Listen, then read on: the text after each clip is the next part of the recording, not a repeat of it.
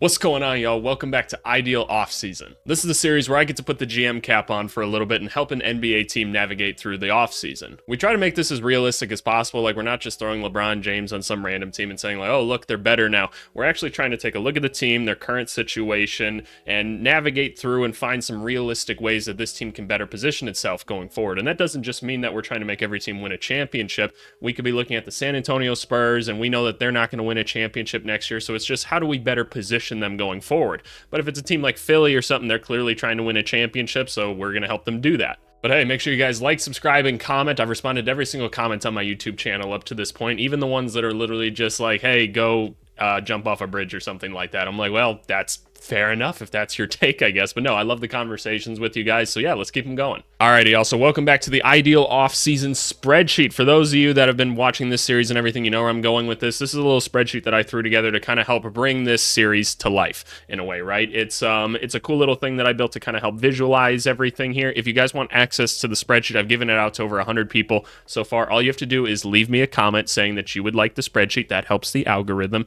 And then I'll drop you a link to my Discord, and you can join there and shoot me another DM just saying like, hey, it's me from the comments or whatever, and then I'll get you the sheet right there. You jumping on the Discord is good for my marketing. So it's mutually beneficial. Symbiosis. Look at that. But anyway, let's talk about the Memphis Grizzlies. The Memphis Grizzlies had a really odd season, right? They're a team that had just kind of taken a big step with its young core with like Ja Morant and Jaren Jackson Jr. and Desmond Bane, and you were like, okay, yeah, like this team's starting to figure it out.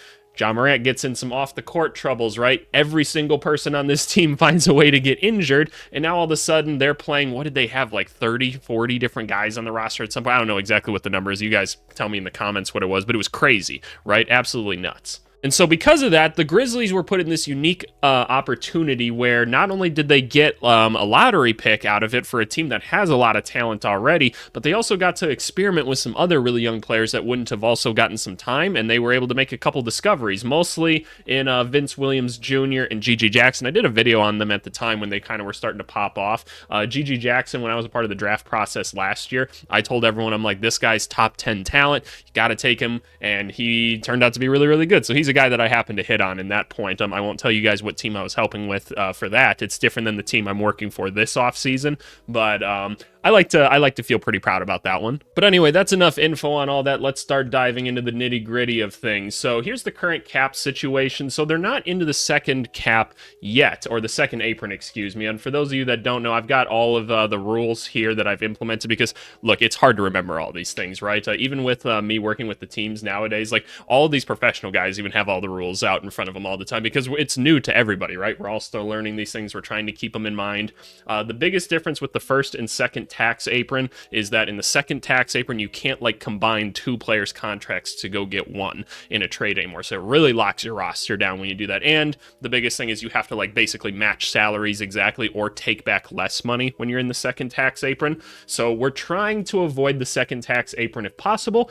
I don't know if that's going to be possible, but we're going to try, right? Because we don't want to restrict ourselves too much, and the tax of it all is scary. Memphis isn't the biggest market team, so a big thing to note. We do have a decent draft pick situation going on right now. We have the 9th overall pick, which we could use, and we could go get a player. We're going to be exploring what we can do with this pick to try and get a more win-now player.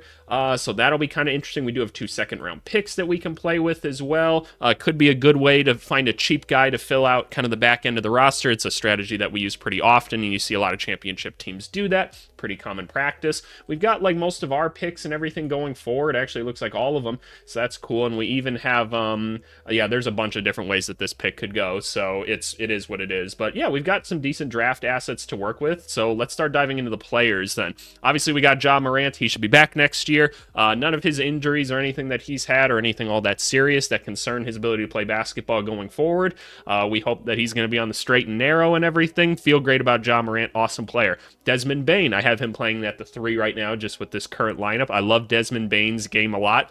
One of the weaknesses is that he's not really the best at putting the ball on the floor. But the good news is he's good at just about everything else out there, which is a nice thing to have. He's big, he's strong, he can shoot. Like, he did show some ability to create when Ja was out the previous season, but I wouldn't call him like a secondary ball handler. I don't really want him initiating offense, so we might try to find somebody that can do that to take a little bit of pressure off Ja Morant. Got Jaren Jackson, who seemed to take a little bit of a step back defensively. I honestly haven't looked at like his defensive numbers much. Okay, his defensive numbers were still really good. I feel like it was just foul trouble that he found himself getting into more than anything. And for those of you that don't know, individual defensive ratings, it's much more complicated than a lot of you seem to think in the comments. A lot of people interpret it as like, oh, how many points do you give up per 100 possessions? And that's not exactly how it is. I encourage you guys to look up how it's actually calculated, because it's estimated points given up per 100 possessions, and there's a lot of statistics that go into it. But it's a cool stat nonetheless. I find it to be pretty accurate for the most part, so something to look into. But Jaren Jackson Jr.,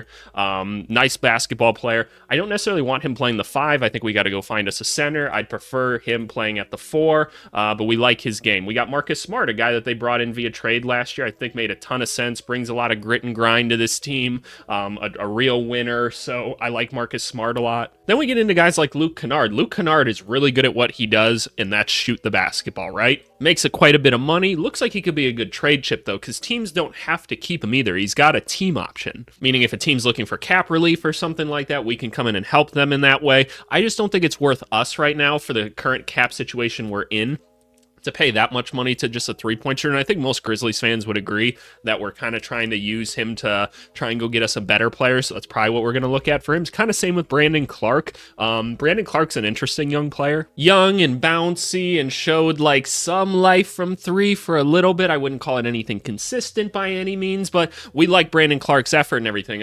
Coming off a big injury now, we're not so sure. He's a little bit small to play the center, but is probably a good trade chip, and someone's probably going to be interested in him. We don't have to get rid of him, but it's something to look at. Zaire Williams, a former 10th overall pick. Again, a team option here. It's been made pretty evident at this point after like a really good rookie season he had that it's kind of just falling off a little bit, and we're not quite sure why, because he showed a lot of promise in a lot of different areas, and it seems like he should be a good fit on this team, but it's just not really working out for Williams right now. So he might be a guy that a team looks at and they're like, wow, this guy's still really young, still has a lot of potential, maybe just needs a change of scenery, a different role. Who knows? We can try to unlock him. It's 1 year. Like, there's options on him if we need to, so not a ton of loss at the end of the day if we bring him in and it doesn't work. We got John Conchar, a guy that I'm very familiar with. Very just solid basketball player. Not going to make a ton of mistakes out on the court. Can handle the ball, initiate offense a little bit if needed. Decent enough three-point shooter. Pretty good rebounder for his size. A good passer. Just really quality player, not going to make a ton of mistakes. Jake LaRavia, a young player that got a lot more burn because of injuries and stuff for players this year. You saw him get up to like 10 points a game, which is cool. The efficiency still wasn't all that great, but he's young. I mean, I don't care about that stuff like too much right now when you're this young into your career. So we like LaRavia. Maybe he gets thrown into a trade too. We got Derrick Rose, who was basically brought in to be a mentor to Ja Morant. If we don't have to trade him, we won't necessarily do that. We have Utah Watanabe that has a player option here, so he can do whatever he wants with this contract. If Watanabe wants to stay, I'm going to presume he does, because I don't think it's necessarily a guarantee that he gets another contract. I'm totally fine with that. Watanabe is a good enough shooter. We didn't see much of him in Memphis or anything this last year. So not the biggest deal in the world to just have a shooter like that on the team. Got Vince Williams now, an interesting young player who really got a chance to shine when he was healthy and on the court this last year. Showed the ability to, you guys should go watch my breakdown on it. His decision-making process was a little bit slow, but I liked his game. He played with a lot of dog in him. I think could turn into a really nice like backup wing and a secondary ball handler for this team. So really, really cool player. Got Santi Aldama here, who's just a nice big body, can get up above the rim if he needs to, has shown a little bit of three-point life. I'm sure most Grizzlies fans would prefer that he was a better free throw shooter than what he is. I want to say he was like a 65% free throw shooter or something like that. But Aldama, not a bad option to have on the team. If anything, just a little bit of size and a guy that's been on the team for a while. And then G.G. Jackson. Man, do I love me some G.G. Jackson. I truly think this guy can do everything on the court, and I just love how athletic he is and how smart he seems already. He was the youngest player in the NBA last year. year. Do I think he's going to be a starter for this team this year? No, but I think he's going to be a huge factor on the team, and we want to make sure that we're leaving an opening for him and Vince Williams Jr. to still continue to like develop on this team. I think they're going to be key players for the team. We want to make sure we utilize the discovery of them last year, this year, because they're cheap contracts too. So this is giving us a ton of options going forward. But alrighty, that's kind of the rundown of the team. By the way, you're going to see like another like $2 million here that are technically being counted on this team. I believe it's Kennedy Chandler. They owe like $2 million to, so just know that that's also like a part of things. I'm going to be a little bit more ambitious with this ideal offseason than I typically am, and that's because I think that the Grizzlies are probably going to be one of the most ambitious teams this offseason. We saw when they traded Steven Adams that we were like, okay, this team's really trying to set itself up to be as mobile as possible during the offseason. They've got all these tradable contracts and interesting players, and, you know, they've got a solid core. They know they've got the draft pick they can use. They're like, okay, basically any name that's going to be available this offseason, we want to have a shot at him, and that's kind of what they've set themselves up to do. So I'm going to actually try to navigate a trade even before the draft here that I think could be mutually beneficial, and it's actually a 3-team. I'm not going to lie, I was sitting in the shower this morning, I was thinking about this video, and I normally just kind of go off the cuff a little bit with these videos, but I've got an idea for like a 3-team like framework that I want to explore that I think benefits all 3 teams, but I have no idea how to execute it right now. So that takes us back here to Fanspo. You guys know Fanspo at this point. It's a super cool website that gives us a lot of realistic tools to help us kind of bring this series to life. So let's go over here to, where are they? The Memphis Grizzlies here. And I told you I've got a 3-team trade that I'm working on. It involves the Brooklyn Nets, and then the other team that I need to bring in here are the Orlando Magic. All these teams, very interesting places, right? Obviously, the Grizzlies, we're trying to start contending a little more. We want to get into the later stages of the playoffs, right? That's what we're trying to do with this group that we have here. The Brooklyn Nets, one of the most complicated teams to look at right now. We're like, what the hell are they actually doing right now? And I'm not sure they completely know either. In this scenario, we're going to help them make a decision, and that's that they're blowing things up. Because I don't know where they're going with this team, because like even if they made like 1 or 2 interesting moves this offseason, like the core is just nothing to like be that excited about. Like you're still missing like that big time hitter player, and that's the hardest thing to get at the end of the day.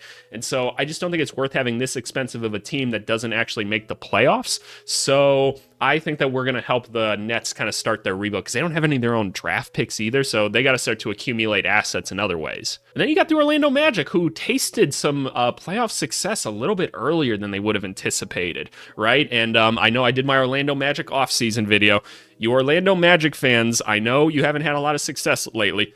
Slow down a little bit right now. Slow down. Like, we're not contending for a championship next year. Like, just because somebody's available doesn't mean you should go get them right now. And you guys will see what I'm talking about, and we're gonna get into it. But just because someone is available and you think that it's like, oh, I need this position, this guy's better than this guy, doesn't mean you need to go through this whole process to actually make it happen. You got to do this the right way. Find the right players to support your guys. But I think the Magic can help us out in this trade, and that's kind of what I want to explore here. All right, so the center point of this trade is with 2 players. That's Nick Claxton and yeah, any of you guys that have been watching the channel know that I have a really bad habit of calling this fella right here Mikal Bridges. I don't know why I say it. It's a habit I've had since he came in the NBA, and I can't seem to break it. Mikal Bridges. Mikal Bridges. But anyway, now that we've established that I can somewhat read and I'm not a complete idiot, let's start working out the framework of this trade. This is kind of what we're trying to think of right here. We want Bridges over here in Memphis, Claxton over here in Orlando, right? That's what we're trying to figure out. Orlando has made it pretty clear that they'd like a center upgrade. I personally don't think Nick Claxton is the best option for them. I think with guys like Banchero and Franz kind of at your center point, and like you've got Anthony Black on the team too that you're kind of trying to develop. Suggs is becoming a better shooter. Guys like Isaac are on the team, right? Like this team clearly needs shooting, and I think as long as you have Banchero on the team, you should try to have a center that's a floor spacer. That's why I'm a big advocate that they should draft Kel Ware and just maybe be a little bit patient. Like you guys don't need to win a championship next year, but in the sense of realism, I wouldn't be surprised if Orlando goes after Nick Claxton kind of hard. So I want to try to negotiate some sort of sign and trade to where all of this can kind of transpire in one 3-teamer. So in this scenario, we're moving Bridges over here to the Grizzlies. Nick Claxton, we need to modify and do a sign and trade. So in this, we're presuming he's going to get like 4 years, and I'm going to guess because he's going to be the most sought after center this year, I'm going to say that he's probably going to get 25 plus million, most likely, especially considering like his age and everything of 25, and he can go out and guard guys in the perimeter. I know like he's not like an all-star or anything like that, but 20 million is kind of the going rate for starters at this point in the NBA, as crazy as that is to understand. So let's just say for like simplicity's sake, let's say he gets like 26, right? So we give Nick Claxton this contract here, right? That's awesome. He's got a brand new shiny contract, and he's going over to the Orlando Magic, right? So that's the baseline of it. And just like trying this trade out and everything, like what are some of the things that we have? Like there's no assets coming in here, right? The Magic can actually take on the salary right now because they already have the salary cap space. So we're gonna have to move some people. We have to incentivize the Nets, obviously, to do it. But we're in a good starting point for the most part. The other interesting thing that I'm trying to work out with this is I'm trying to get us a center out of this one as well, because with Nick Claxton going here, the Orlando Magic no longer have a need for Wendell Carter. Now, is Wendell Carter maybe the brightest and shiniest names to add to this team? No, not necessarily, but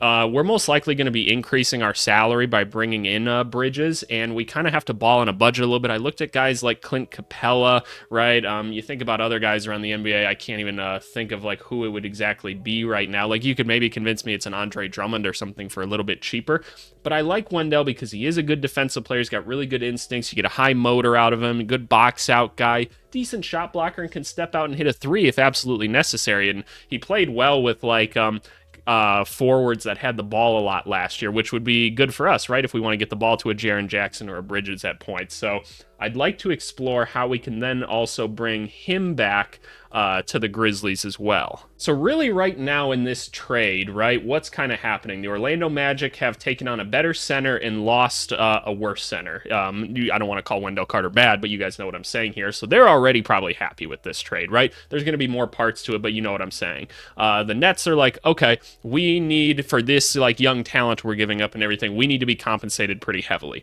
right? I think the first thing that's going to come into play here are some interesting young players, right? I look at like a Zaire Williams or something, or a LaRavia. I'm not giving him Gigi Jackson. You guys can just calm down. Don't worry about it. So let's say we're starting out with like a Luke Kennard going over to the Nets, just because like we need to make the salary work somehow, right? We start off with that. Let's say Zaire Williams, again, who is a guy that a team can see with a little bit of potential. They can give him a bigger role here. He's younger, and they can try to get something out of him, right? So we move him over to the Nets as well. Let's say just like for simplicity's sake, the number 9 pick's probably going to have to be involved with this, just because like we're getting a really good player in Bridges at the end of the day. So we're moving him over to the Nets as well. Let's just see where we're at. This trade isn't by any means complete, but okay. We're unable to complete this trade.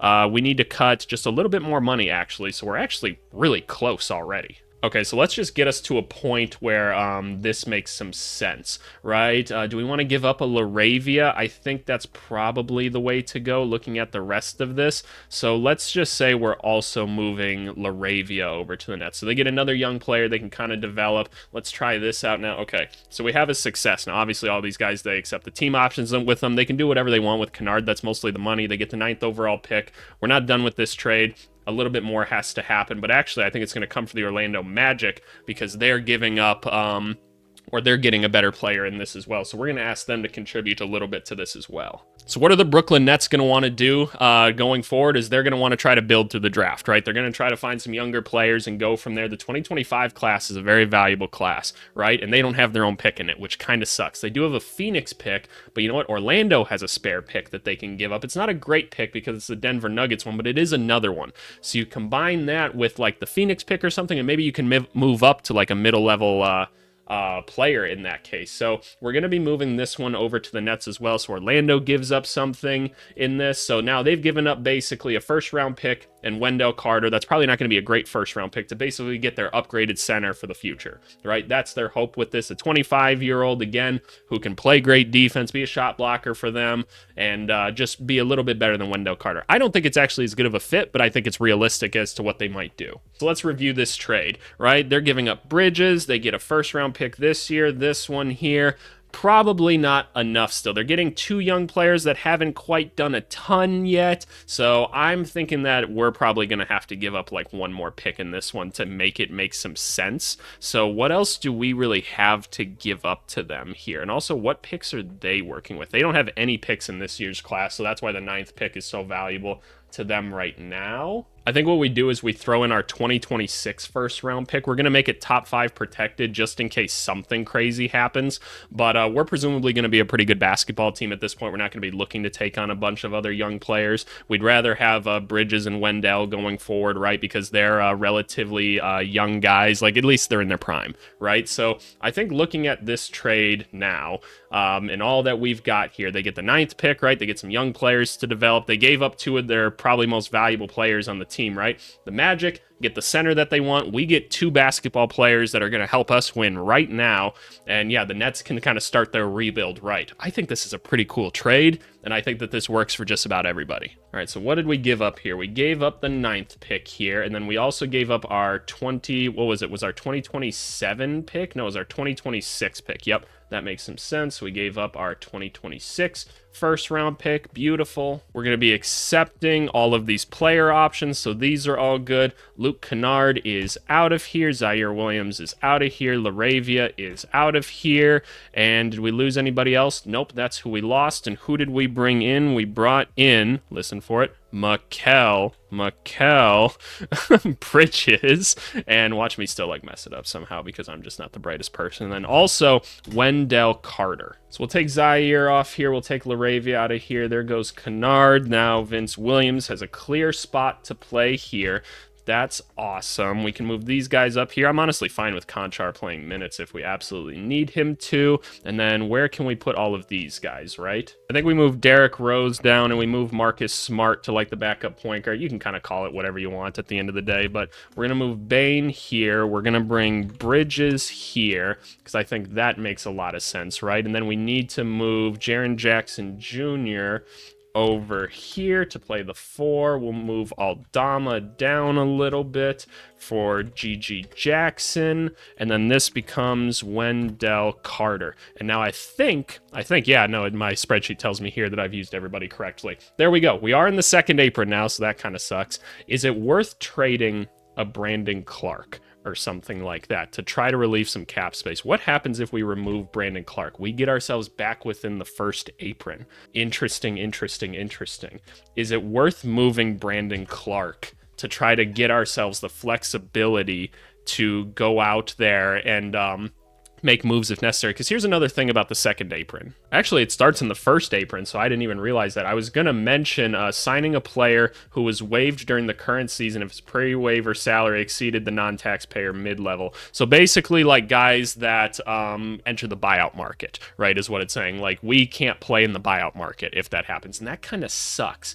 It doesn't seem like we're going to be able to necessarily get in on that because of that. I don't know how I can get us out of the first apron because of that. That's a really interesting rule. I'm kind of wondering what the logic is behind that being in the first apron. Regardless, it's the situation we find ourselves in. So basically, with this current team that we have here, with Brandon Clark and everything, it brings us into the second apron. So it's an interesting decision that we have to make with Brandon Clark, right? And I know we're not technically like in the second apron right now. I'm just presuming because we're going to like sign a minimum contract guy and we're probably going to use like these second round picks or something. We're going to hit the second apron, right? Like with $3 million left, there's no way we can avoid it. But if we move Brandon Clark, we can avoid it, and we can probably even keep ourselves out of the I wonder if we can keep ourselves out of the first apron by doing that. Actually, let me think through this one more time. So we have a $5 million buffer between the first apron and us if we can find a way to move Brandon Clark and not take back any salary. Is it possible at all to do that? And then it's also just weighing the possibility of like, is it just better to just have Brandon Clark versus anybody else that I could go out there and get in free agency, right? Because any like reserve center that I'm going to go out there and get is going to cost me like $3 million as is. And then it's probably going to cost like $1 million in some for the 39, $1 million in some for the 58. I think it's cutting it too close. So I think for that reason, we're going to keep Brandon Clark. And we can always use him as a trade piece if we absolutely need to. We're going to be a little bit small at the center with 6'10", and what is Brandon Clark, like 6'8"? Yeah, 6'8". So that's a little bit tough, but hopefully we have enough other just like good defense on this team to make it okay. Jaren Jackson Jr. is obviously going to play some center for this team at points too. Like you got Aldama that's like 6'11" on the team, so like there is some size. It's just not like conventional size necessarily, but hopefully we can still make it work because this team should be pretty switchable. But no, let's go into the draft now with this all being said, and let's go figure out who we're going to use these second round picks on. All right, so we're back here on Fanspo. This is the mock draft simulator. I'm just going in and changing the order and stuff so that the Brooklyn Nets actually have that pick now. So now, I got to save it. That's how it's supposed to work. I have to give it a name too. We're going to call this Grizzlies because that's what we use for the Grizzlies video. Save it here. But what's cool about this tool, right, is it adds a little bit of sense of realism to this series. And you guys have heard me talk about this before. Get to kind of use the AI tools in here to figure out like, hey, where could these guys go? Add a little bit of sense of randomness to it too, because otherwise it's just me being like, I think this guy's going to go here, so I'm going to pick him with this pick. I just don't think that makes sense. Ooh, Reed Shepherd fell all the way to 10 in here. All right, so we're here with the 39th pick in the draft, right? And so now, what are kind of our priorities for this, right? I mean, there's probably not going to be a ton of size left that you're going to find in the second round, so that's probably not going to be a big thing. We're probably going to try to address this other center position in free agency, see if we can't go get a good vet to come in here, especially with Brandon Clark coming off an injury. We could go find some more shooting on this team possibly, because we don't have a lot of great shooting at like the point guard spots or anything. Vince Williams, I wouldn't call him a great shooter coming off the bench. Yeah, our bench just isn't like elite shooting. Gigi Jackson's actually a pretty good shooter in my opinion. The numbers may not reflect it like perfectly yet, but I think he's going to be a really good shooter. I just love his shooting form more than anything else, but maybe we try to find our shooter here.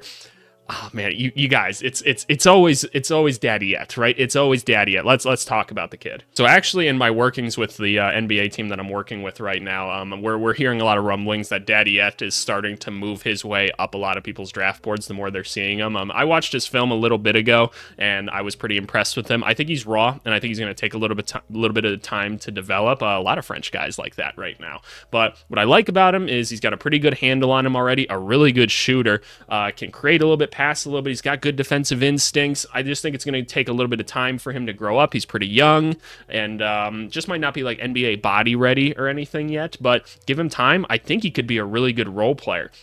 And adding a 6'9" guy that could shoot around a Ja Morant, and he could hopefully put the ball on the floor a little bit going forward, I think it makes a lot of sense. Give me Daddy Yet with this first one. Daddy Yet would be making about this much money. We'd get him for 2 seasons. I'm going to throw him there. All right, now with the next pick, we're taking Daddy Yet here. Perfect. Love it. A nice potential pick here. What do we want to address with the next pick? I guess it's kind of the same thing. We only have one roster spot left as well, and that's another thing to consider, is this might end up just being like a draft and stash player at the end of the day, which isn't the worst thing in the world. I'm not like mad that we didn't trade it or anything, so we're just going to wait here, see who's available. Maybe there's a foreign guy that we wouldn't mind taking. Did Bronny James just get picked? Where did he go? I didn't even see. But I was interested in Ajinça for a second too, but guess we'll see what we get. Alrighty, so we're here at the 58th pick. Not always anything all that crazy available at the end of the day. A couple more interesting French prospects that we could take a look at. What about Perrin? I've seen a little bit of film on Perrin. So everything I've heard about Perrin so far, and there's not a ton of film on him. He's really young, by the way. He might not even like enter this draft class, but this could be a guy that we draft and stash for that exact reason, so that we can try to let him develop a little bit more overseas and then bring him over at another time. He plays the forward position. He's got a pretty good motor. He's a pretty good athlete, shoots the ball decently well. I don't necessarily like love his shooting form or anything that I've seen right now, but he's young, and that's something that they'll develop overseas. Like, they're not going to let you sit with a bad shooting form overseas. It's just not what they're going to do. But 6'10", 220 at like a young 18-year-old, like, feel pretty good about that one at the end of the day. So I think what we're going to do is we're going to take Perrin here. He's not going to appear on the spreadsheet or anything for now. He's going to be a draft and stash dude for us, but just know that we're getting the rights to him. Alrighty, so that takes up these 2 picks here. Wonderful, wonderful, wonderful. And now here's where an interesting game of minimum contracts comes into play. We got 1 roster spot left. We want to go find a center, and we've got about $25 million left. Not $25 million, $2.5 million million. But so for those of you that don't know, the way minimum contracts work in the NBA is based off your years of service. It increases what your minimum contract is, and all the way up to, if you're a 10-year vet, you get like 3-point-something million. So I actually have it pulled up here to tell us how much all of that is. So if we wanted to get real sneaky and make sure that we don't go into the second apron, we could potentially target people that are 5 years and less, and we can be okay. So what I want to do is I want to look at free agents and centers and see if there's not a way for us to find somebody interesting that fits that bill. At the end of the day, we're prioritizing winning, but it'd be nice if we had that flexibility, right? And we can't offer anything more than a minimum contract, right? Like, we're not going to be able to get like a Bataze, most likely, or like a Mo Wagner or anything. I'm not seeing anybody like is Jackson Hayes like a good option for us? He does bring a little bit more size and athleticism, and that's not really a type of center that we have. That's kind of interesting. Let's at least compare to like some of the other people that we're seeing down the line. It's like, who would be some of the better centers, like an Andre Drummond or something? Like, that would be an interesting one. Otherwise, like, it's not a very good free agency market for centers this year. So you know what? We might just go with Jackson Hayes and see if we can't get something out of him. What is Jackson Hayes? He's got a player option for 2.3, and he would get 2.3 with us again. Is he going to be willing to leave LA to come play for us? We could try to entice him by saying, like, there's a potential you get more playing time behind Brandon Clark. You could try to win it back. We don't have anybody like you on the team, so let's say that we're able to convince him to do that and come play for us instead. Let's go get Jackson Hayes. So we had Jackson Hayes here on a 1-year minimum, and we just sneak by. So here's where it gets a little bit complicated, right? Like, in all realisticness, somebody probably hits an incentive or something like that actually ends up counting against the cap, and we get screwed. But we're close enough to where hopefully we can try to make things work somehow. I don't know how, but it makes me feel good that we hit this at the very least, right? So this right here is your 2024-2025 Memphis Grizzlies. Let's recap. We're trying to win basketball games this year. We tried to build out a good, balanced basketball team that's going to be able to compete in the West. You got your star player in Ja Morant, Desmond Bane, who can go get you 20 points and then play next to Ja. He's awesome. You brought in Bridges. Love Bridges. He's not a star player, is what we learned in Brooklyn, most likely. He's a great, like, supplementary kind of star player, a guy that can go get you some buckets, play great defense. He's always available to play. I love bringing in Bridges. You got Jaren Jackson Jr., who will still be a great defender. Hopefully he doesn't foul as much this year because he's not going to be in the paint maybe quite as much because he can go back to playing the 4. Wendell Carter's now on the team. We've got our center. It's probably not the sexiest center again, but I think given the financial situation that we were able to put ourselves in, I think it was a great value add. Then we got a nice bench with Marcus Smart. Derrick Rose is there to kind of be a mentor to this team. You got Vince Williams Jr., who's going to get a chance to compete. We drafted Daddiette. That's awesome. John Conchar, I think, is going to be a solid contributor for this team. Gigi Jackson's going to get his time to shine. Brandon Clark is back, but we've also got Aldama and Jackson Hayes to play some big minutes if needed. I think this is a really good basketball team. At the very least, you've set yourself up well with a really good core here that's locked up for a good amount of time, right? I mean, just look at your top players here that are all kind of locked up along with Vince Williams and Gigi Jackson. I'd feel pretty good about this if I was a Memphis Grizzlies fan. But hey, you guys let me know what you think in the comments. I'm sure you will. Hopefully the Grizzlies fans like this. This is one of my more favorite results that I was able to come to. I think we kept it pretty realistic for the most part. And here's a goal for the comment section for y'all, and I will timestamp this if I need to. Like, if you've got an opinion, like, I love to hear all your opinions. Don't just leave it as like a blanket statement, though.